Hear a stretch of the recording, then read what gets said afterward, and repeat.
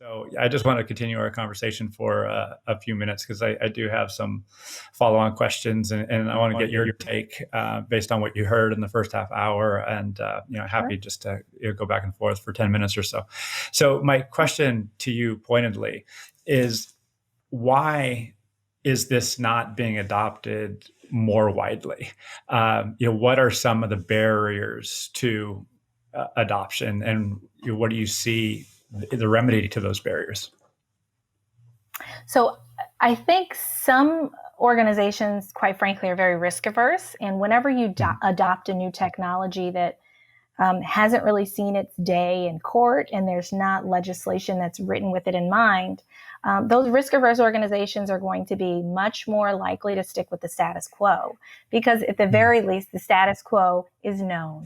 We kind of know that in the court of law, a IQ test or cognitive abilities test is going to be able to pass that validity bar, even if it fails to demonstrate fairness. So what we're seeing is, fortunately, we're seeing legislators catch up. Still not all the way caught up. But for example, we've seen recent legislation in Illinois that passes that speaks to the use of video interviewing. We're seeing legislation that's currently under consideration in the state of New York and California that speaks to specifically using technology and algorithms for making hiring decision. Really, we've been looking backwards to legislation that was passed, or not legislation, but guidelines that were passed back in the 70s, really when paper and pencil was the law of the land in terms of assessment. Folks were not posting jobs online.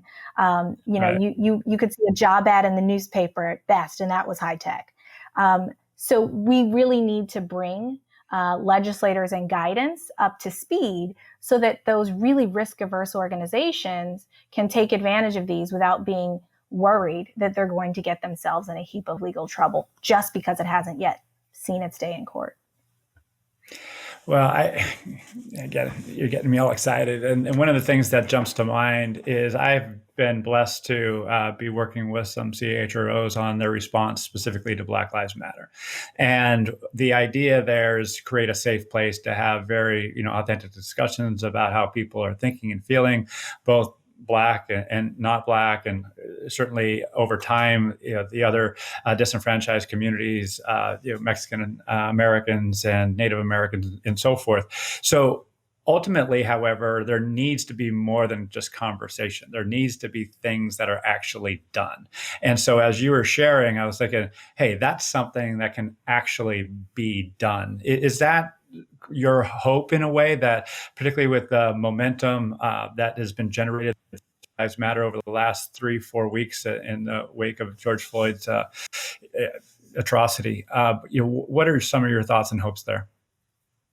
Yeah, so I think it's particularly timely, and timely one because of what we've been seeing in terms of momentum around protest and outrage around really issues that have been longstanding in the Black community and other communities of color, but also timely because today is the eve of Juneteenth.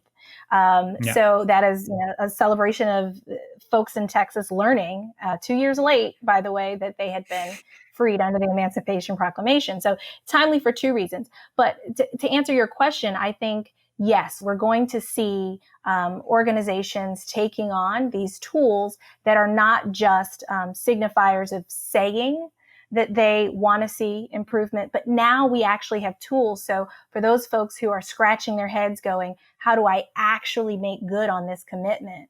What is it that I can do? Now we can see that analytics will allow us, I mentioned transparency, right? So we can dig into our own data as organizations and see where are we seeing gaps. And then if we hold ourselves accountable, meaning we don't just look at the gaps, but over time we keep checking them to see if we're making progress. And then we take mind of the analytics and we decide, what is the action plan? I think the action plan can involve some of the resources we mentioned before. It is absolutely going to require organizations to be very introspective and thoughtful in the way that they design solutions to the problem. And it really has to become part of everyone's job and something that we hold ourselves accountable to over time. Yeah. Well, again, I could talk to you for the rest of the day because I've got some ideas coming, but obviously we don't have time for that right now. But I would like to follow up with you at some point in the future, see how you're progressing. In the meantime, how can I and other listeners learn more about you personally, as well as what you're doing there at Pymetrics? Yeah, so I'm out there on LinkedIn, Adrianne Pettiford, and Pymetrics as well on pymetrics.com. And you can learn more about what we're doing. If you would like to reach out to me directly, you can reach me at adrianne@pymetrics.com. All right, Adrianne, again, thanks for sharing. It was wonderful to meet you and talk with you. And yeah, look forward to talking again before too long. All right. Thank you, Al. I appreciate you having me. All right. Be well. Bye.